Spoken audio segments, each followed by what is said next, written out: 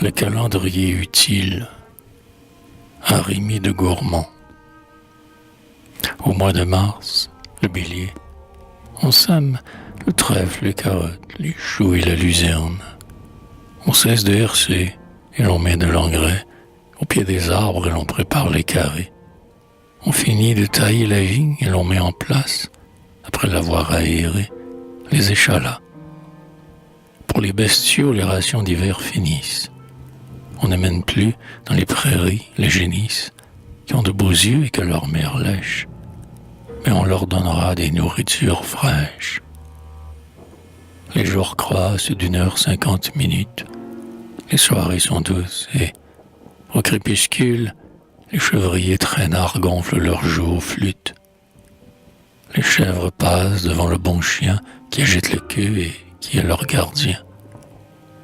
Si la pleine lune le veut, la passion échoua vers le milieu ou vers la fin de ce beau mois. Ensuite vient le beau dimanche des rameaux. Quand j'étais enfant, on m'y attachait des gâteaux et j'allais à Vêpres, docile et triste. Ma mère disait, dans mon pays il y avait des olives. Jésus pleurait dans le jardin des oliviers.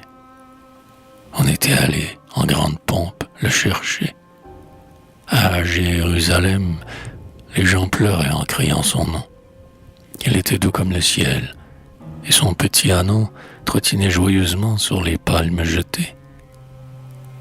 Des mendiants amers sanglotaient de joie en le suivant, parce qu'il avait la foi. De mauvaises femmes devenaient bonnes en le voyant passer avec son auréole, si belle qu'on croyait que c'était le soleil. Il avait un sourire et des cheveux en miel. Il a ressuscité des morts. Ils l'ont crucifié. Je me souviens de cette enfance et des vêpres, et je pleure, le gosier serré, de ne plus être ce tout petit garçon de ces vieux mois de mars, de n'être plus dans l'église du village où je tenais l'encens la procession et où j'écoutais le curé dire la passion. Il te sera agréable au mois de mars d'aller avec ton ami sur les violettes noires. À l'ombre, vous trouverez les pervenches bleues de lait qu'aimait Jean-Jacques, le triste passionné.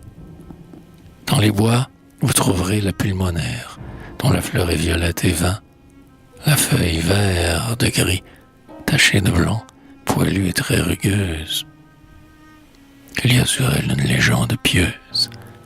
La cardamine où va le papillon aurore, les opires légères et le noir et les bords, la jacinthe qu'on écrase facilement et qui a écrasé de gluants brillements, la jonquille puante, l'anémone et le narcisse qui fait penser aux neiges des berges de la Suisse, puis le lierre terrestre, bon aux asthmatiques.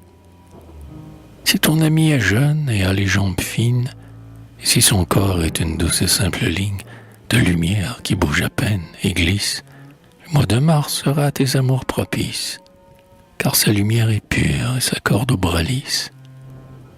L'épaule de ton ami sera plus luisante, et tout son corps sera comme une source blanche qui, de la tête aux pieds, se gonfle sur la hanche. Si, lassé d'amour, on retourne à la chasse, on peut tuer encore quelques bécasses. Ami, je t'invite, dans mon modeste asile, si tu es fatigué des choses de la ville, à venir simplement goûter le mois de mars.